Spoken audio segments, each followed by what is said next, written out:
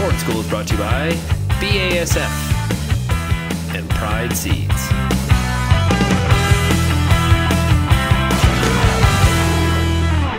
This is Ken Currah, Market Development Agronomist for Pride Seeds, and I'm here today on August the 14th, so it's mid-August, 2015 growing season. So we're looking forward to the home stretch of this growing season over the next couple of months. We're going to sneak up on silage harvest in, we would think, about 4 weeks' time, and I'll talk a bit about that and where the corn crop is at.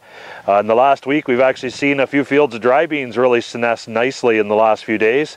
So that harvest is sneaking up on us. Of course, in the western region of the province, wheat harvest is over the high end and into the tail end stages.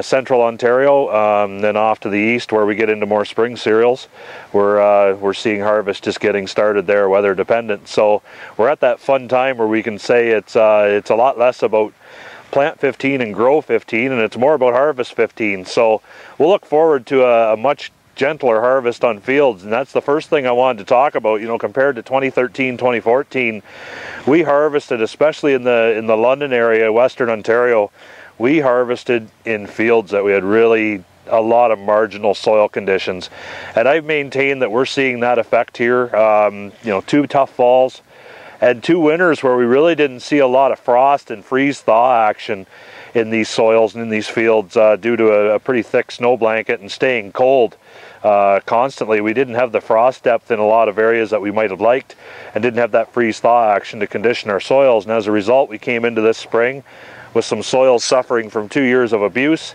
And you know, it shows, especially when the rain showed up at the end of June and through the early part of July. We suffered from some heavy rains across some parts of Ontario in spots, and we can see those signs of compaction, previous years rutting and such, and some really challenging opportunities to try to remedy those issues from the last 2 harvests. So I think one of the things we should look forward to this year is really watching these fields. We're going to go into the corn and soybean and dry bean harvest, and we can see signs in the crop now of compaction in areas that need some remedy applied to them, whether it's some sub-tillage, deep tillage, just taking a tile probe or any kind of shovel, any kind of instrument to diagnose where compaction layers are. We can do that this fall. Looking at yield maps immediately after we get the combine out of the field will likely tell a story as well about compaction, and then a discussion with your agronomist to figure out how we're going to remedy some of those ailments. Why is compaction such a killer and reduced soil structure, reduced soil tilth?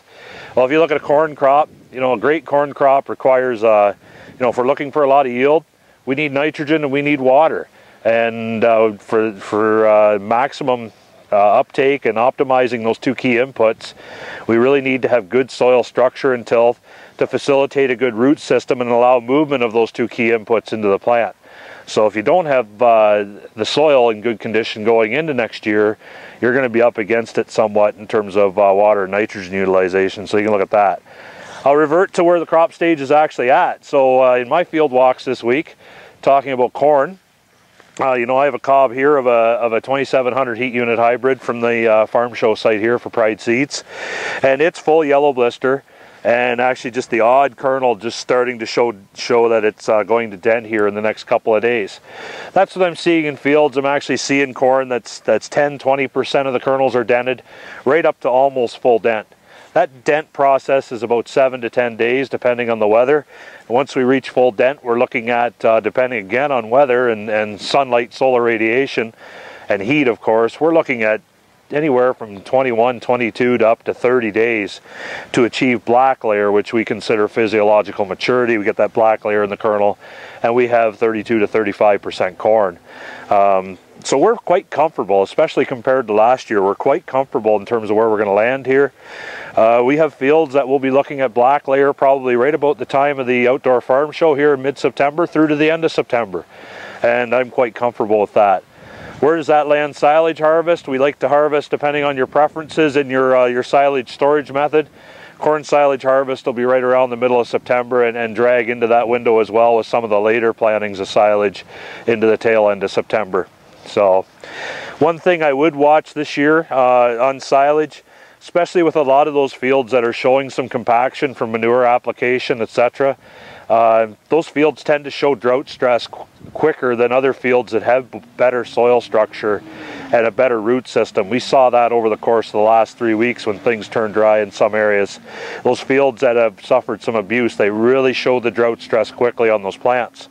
As silage approaches maturity, if we get dry the first 2 weeks of September and we start to see a little bit of drought stress again, really keep an eye on those silage fields, as they could really advance beyond that target harvest moisture quite quickly, and you might find your silage harvest window closing down quite a bit.